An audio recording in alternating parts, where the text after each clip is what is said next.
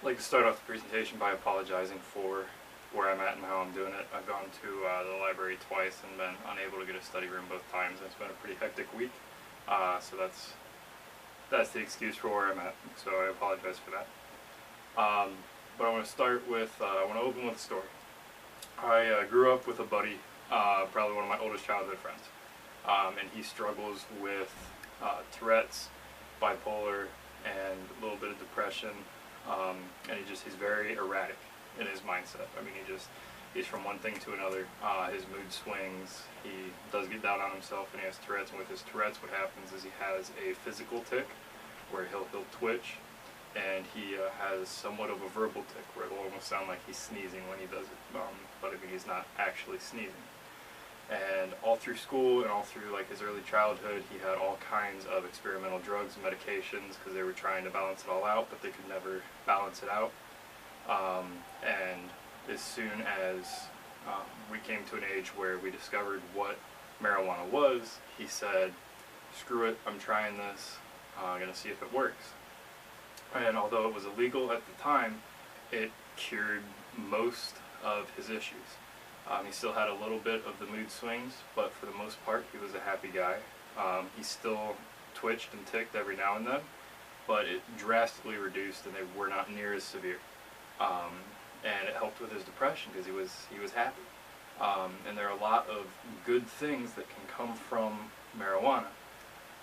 In a medical field, marijuana can be used to treat people with Tourette's, with Crohn's, with different mental disorders, with seizures. All these different things can be treated with medical marijuana. And what it does is it goes in, and there are chemicals in your brain that send signals and can like mellow you out. And marijuana has some of those similar chemicals.